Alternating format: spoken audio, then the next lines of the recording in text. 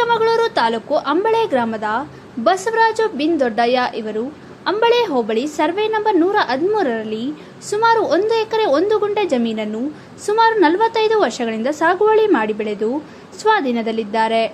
ಆದರೆ ಅಂಬಳೆ ಗ್ರಾಮದ ಗ್ರಾಮ ಆಡಳಿತಾಧಿಕಾರಿಗಳು ದೂರವಾಣಿ ಕರೆ ಮಾಡಿ ಬಸವರಾಜು ಉಳುಮೆ ಮಾಡುತ್ತಿರುವ ಜಮೀನು ಅಟಲಜಿ ಜನಸ್ನೇಹ ಕೇಂದ್ರಕ್ಕೆ ಜಮೀನನ್ನು ಕಾಯ್ದಿರಿಸಲಾಗಿದೆ ಎಂಬುದಾಗಿ ತಿಳಿಸಿ ಜಾಗವನ್ನು ಖುಲ್ಲಾ ಮಾಡಬೇಕೆಂದು ತಿಳಿಸಿದ್ದಾರೆ.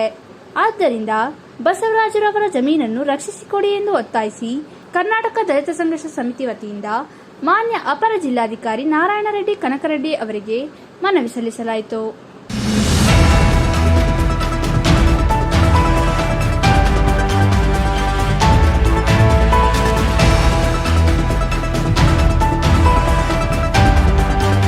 ಜಮೀನು ಸಾಗುವಳಿದಾರರಾದ ಬಸವರಾಜು ಅವರು ಮಾತನಾಡಿ, ನಮ್ಮ ತಂದೆಯವರ ಕಾಲದಿಂದಲೂ ಕೂಡ ನಾವು ನಮ್ಮ ಜಮೀನನ್ನು ಸಾಗುವಳಿ ಮಾಡಿ ಬೆಳೆ ಬೆಳೆದು ಸ್ವಾಧೀನದಲ್ಲಿದ್ದೇವೆ. ನಮ್ಮ ಜಮೀನನ್ನು ನಮಗೆ ರಕ್ಷಿಸಿಕೊಡಿ ಎಂದು ಒತ್ತಾಯಿಸಿದ್ದಾರೆ. ನಮ್ಮದು ಅಂಬಳೆ ಗ್ರಾಮ, ಅಂಬಳೆ ಹೋಬಳಿ, ಚಿಕ್ಕಮಗಳೂರು ತಾಲೂಕು.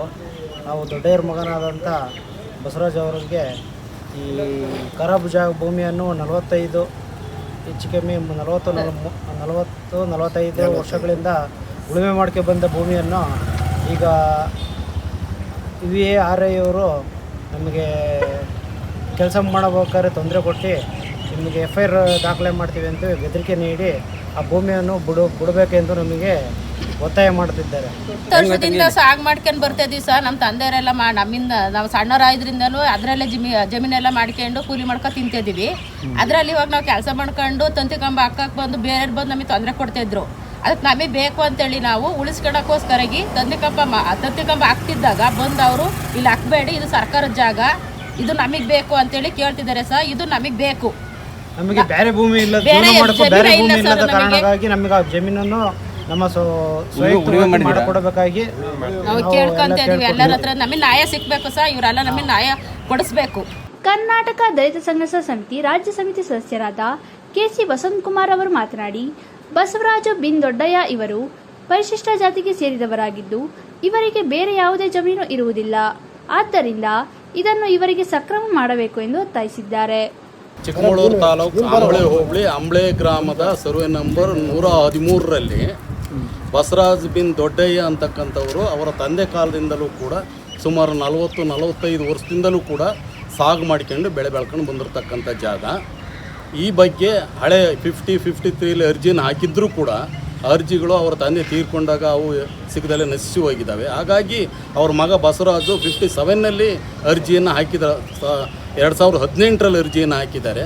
ಈ ಅರ್ಜಿಯನ್ನು ಹಾಕಿದ್ದನ್ನು ಪರಿಗಣಿಸಿರ್ತಕ್ಕಂಥ ರೆವಿನ್ಯೂ ಅಧಿಕಾರಿಗಳು ಇದನ್ನು ಅಟಲ್ಜಿ ಜನಸ್ನೇಹ ಕೇಂದ್ರಕ್ಕಾಗಿ ಕಾಯ್ದಿರಿಸಿದೆ ಅಂತ ಹೇಳ್ಬಿಟ್ಟು ಪಾಣಿಯಲ್ಲಿ RTCಯಲ್ಲಿ ತೋರಿಸಿದ್ದಾರೆ.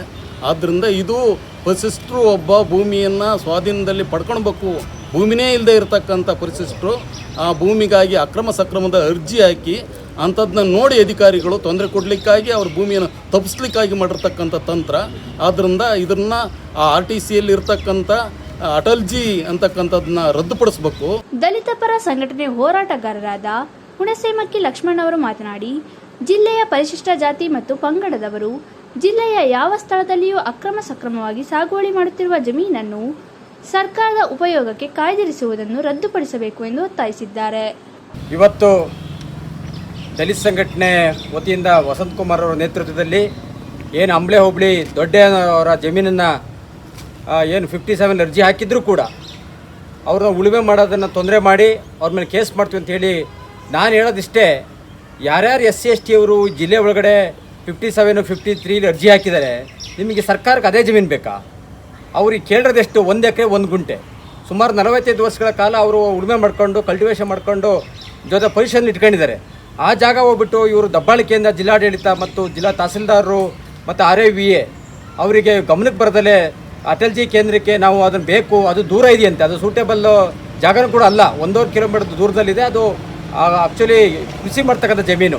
ಆ ಜಮೀನನ್ನು ಕಿತ್ಕೊಂಡು ಸರ್ಕಾರ ಕೊಡೋ ಅಂಥ ಅವಶ್ಯಕತೆ ಇಲ್ಲ. ತಕ್ಷಣವೇ ಇದಕ್ಕೆ ಜಿಲ್ಲಾಧಿಕಾರಿಗಳು ಮತ್ತು AC ಅವರು ತಹಸೀಲ್ದಾರರು ಸ್ಥಳ ಪರಿಶೀಲನೆ ಮಾಡಿ, ಈಗಾಗಲೇ ಅವರು ಬೆಳೆ ಮಾಡಲಿಕ್ಕೆ ಉಳುಮೆ ಕೂಡ ಮಾಡಿದ್ದಾರೆ, ಗೋಡು ಹೊಡೆದಿದ್ದಾರೆ. 45 ವರ್ಷಗಳ ಕಾಲ ಅದನ್ನು ಅವ್ರು ಬೆಳೆನ ಮಾಡ್ತಕ್ಕಂಥ ಒಂದು ಕಲ್ಟಿವೇಷನ್ ಮಾಡ್ಕೊಂಡು ಬಂದಿದ್ದಾರೆ. ಆ ಜಾಗನ ಯಾವುದೇ ಕಾರಣ ಕೂಡ ಅಟಲ್ ಕೇಂದ್ರದಿಂದ ಕೊಡೋದು ಒಪ್ಪೋದಿಲ್ಲ. ನೀವು ಬೇರೆ ಜಮೀನು, ಸರ್ಕಾರಿ ಜಮೀನು ಬೇಕಷ್ಟಿದೆ, ಅಲ್ಲಿಂದ ತಗೊಂಡು ಮಾಡಬೇಕು ಅಂತ ಹೇಳಿ ನಾವು ಒತ್ತಾಯನ ಮಾಡ್ತಿದ್ದೀವಿ. ಇವತ್ತು ದಲಿತ ಸಂಘಟನೆಯವರ ನೇತೃತ್ವದಲ್ಲಿ ವಸಂತ್ ಕುಮಾರ್ ಅವರು ಮತ್ತು ಎಲ್ಲ ಸ್ನೇಹಿತರು ಅವರು ಒತ್ತಾಯನ ಮಾಡ್ತಾ ಇದ್ದೀವಿ. ಮನವಿ ಸಲ್ಲಿಸುವ ಸಂದರ್ಭದಲ್ಲಿ ನಂಜುಂಡಯ್ಯ, ಚೌಡಪ್ಪ, ದೊಡ್ಡಯ್ಯ, ಜಯರಾಮಯ್ಯ, ಕೆಂಚಪ್ಪ, ಧರ್ಮೇಶ್, ಯಶೋಧರ, ವೀರಯ್ಯ, ವಿನೀತ್, ಅಣ್ಣಯ್ಯ, ರಂಗಯ್ಯ, ಹೊನ್ನಮ್ಮ ಉಪಸ್ಥಿತರಿದ್ದರು.